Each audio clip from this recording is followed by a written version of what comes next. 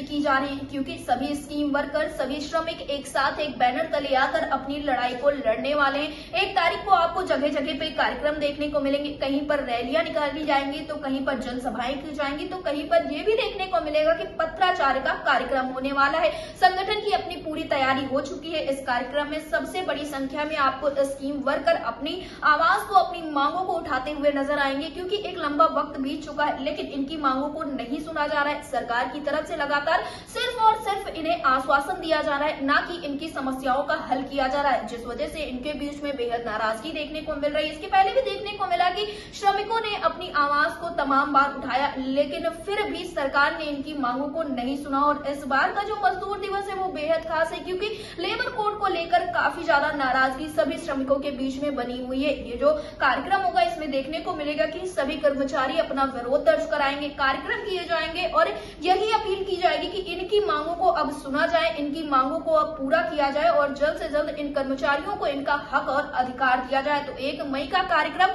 किस तरह से होने वाला है, क्या कुछ खास होगा, इस विषय पर जो अटल टीवी की टीम ने बातचीत की संगठन के पदाधिकारी या यूं कहें कि प्रदेश अध्यक्ष विजय विद्रोही से, तो उनका क्या कुछ कहना था इन सारी चीजों पर, आप भी सुनिए।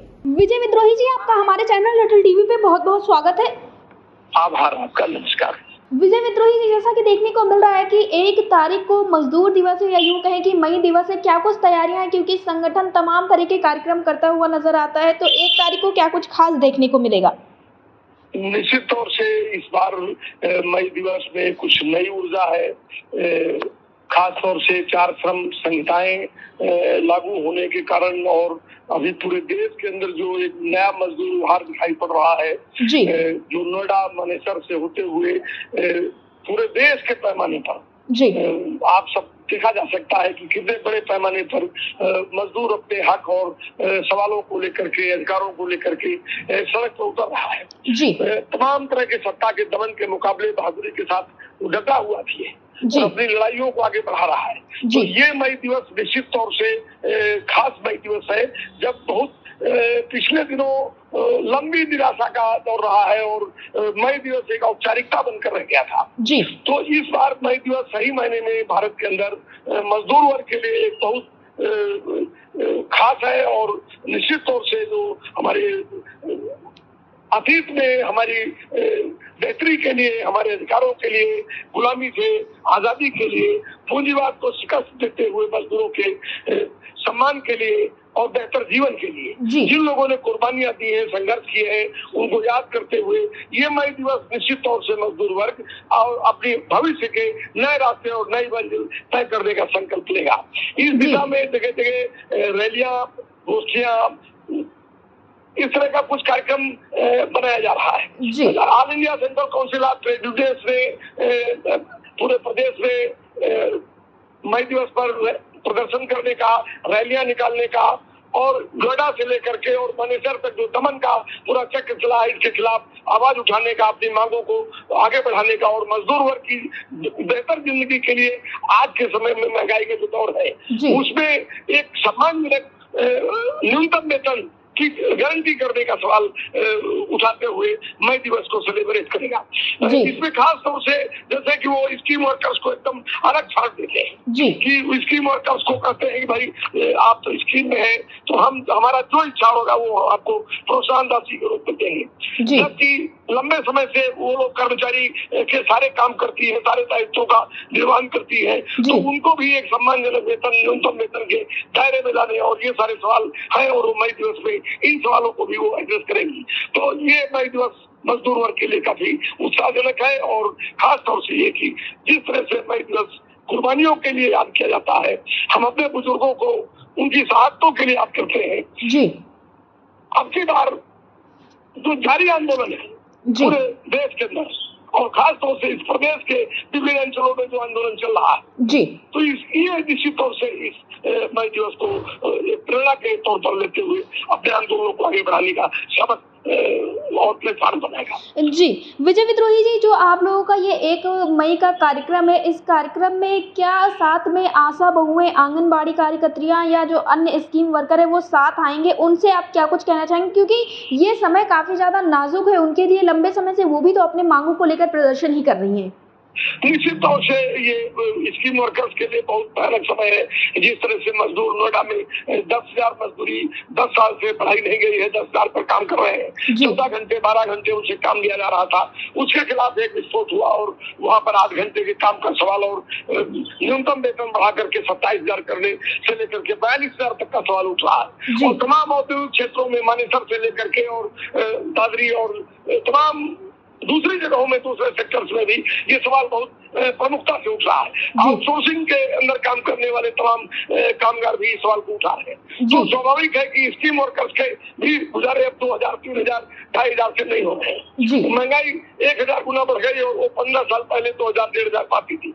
आप उसी में उनसे काम लेना चाहते हैं। तो स्कीम वर्कर्स भी इस मई दिवस को याद करते हुए इसके कार्यक्रमों में शामिल होंगी और अपने एक बेहतर जीवन के लिए न्यूनतम वेतन की गारंटी के सवाल को शामिल करते हुए शेष मजदूरों के साथ इस लड़ाई में भागीदारी करते हुए और मई दिवस को एक नए प्लेटफॉर्म की तरफ इस्तेमाल करते हुए आगे बढ़ेंगे। जी, जिस तरह से देखने को मिला है कि श्रम कानूनों, श्रम संहिताओं को लेकर काफी ज्यादा नाराजगी देखने को मिली, तो क्या इसका असर भी मई दिवस के दिन देखने को मिलेगा विजय जी? निश्चित तौर से देखने को मिलेगा और इसका असर तो अगर आप देखें तो ये मई दिवस के आसपास का ये बसंत से लेकर के और इस मई दिवस के पहले ये पूरा एक बदरना पूरे देश के अंदर हुआ है मजदूरों का और एक सिलसिलेवार परिघटनाएं घट रही है। एक मानेसर से शुरू हुआ और फिर वो नोएडा में आ गया, नोएडा से होते हुए फिर वो उत्तराखंड में, उत्तराखंड से इस समय निमराना राजस्थान में, तो आंदोलनों की एक श्रृंखला विकसित हो रही है। जी, तो निश्चित तौर से वो सब कुछ इस मई दिवस से देखने को मिलेगा जिसको हम बहुत दिनों से नहीं देख पाए हैं। वो ऊर्जा, वो उत्साह, वो संकल्प और निश्चित तौर से ये मई दिवस मजदूर वर्ग के लिए बहुत महत्वपूर्ण है। यहाँ से वो नई दुनिया की ओर जा रहा है। या तो 4 श्रम कोड लाद करके भारत की मोदी सरकार मजदूरों को हमेशा के लिए पूंजीपतियों का गुलाम बना देगी, या मजदूर अपने संघर्षों के जरिए इन श्रम कोडों को खारिज कर पुराने श्रम कानूनों को बहाल कराते हुए और एक नई तरह की व्यवस्था स्थापित करने के लिए, एक बेहतर जिंदगी का रास्ता तय करने के लिए सरकारों को बात करेगी। और ये मई दिवस बहुत कुछ तय करने वाला है। विजय विद्रोही जी, अटल टीवी से जुड़ने के लिए बहुत बहुत धन्यवाद।